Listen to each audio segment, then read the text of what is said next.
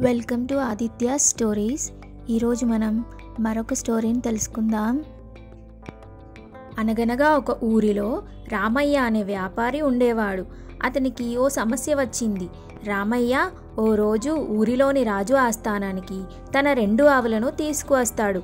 2 ఆవులు కూడా చూడడానికి ఒకేలా ఉంటాయి. రామయ్య రాజుగారితో, మహారాజా, నిజానికి ఈ 2 ఆవులు తల్లి కూతుర్లు, కానీ ఏది తల్లో ఏది కూతురో నాకు తెలియడం లేదు. ఇప్పటి వరకు చాలామందిని అడిగి చూశాను, కానీ ఎవరూ దీనికి సమాధానం చెప్పలేకపోయారు. మీ ఆస్థానంలోని మంత్రి చాలా చురుకైన వ్యక్తి అని విన్నాను, అందుకే ఇక్కడికి వచ్చాను. ఆయన నా సమస్యను పరిష్కరించగలడేమో అనిపించింది అని అంటాడు. సమస్య విన్న రాజుగారు వెంటనే మంత్రి గారిని పిలిపిస్తాడు. మంత్రిగారు వచ్చి ఆ 2 ఆవులను క్షుణ్ణంగా పరిశీలిస్తాడు, కానీ ఆయన కూడా దీనికి సమాధానం చెప్పలేకపోయాడు. మంత్రి రాజుగారి దగ్గర ఒకరోజు సమయం అడుగుతాడు.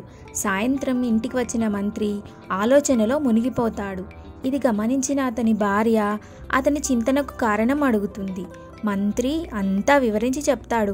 అప్పుడు ఆమె నవ్వుతూ బదులిస్తుంది, చిన్న సమస్యే కదా, నేనే పరిష్కరిస్తాను అని అంటుంది. మరుసటి రోజు మంత్రి అతని భార్యతో పాటు ఆవుల దగ్గరికి చేరుకుంటాడు. మంత్రి భార్య 2 ఆవులకు గడ్డిని వేస్తుంది. కాసేపటి తర్వాత ఆమె చెబుతుంది, ఈ మొదటి ఆవే కూతురు అని. ఎందుకంటే నేను గడ్డి వేసిన వెంటనే మొదటి ఆవు తన గడ్డినంతా తినేసింది. తర్వాత 2వ ఆవుకు వేసిన గడ్డిలో తలపెట్టింది. ఆ ఆవు కూడా మొదటి ఆవు కోసం తన గడ్డిని వదిలేసింది.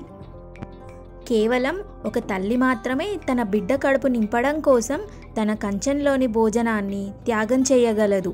అమ్మ ప్రేమ కొలవలేనిది అని వివరణ ఇచ్చింది.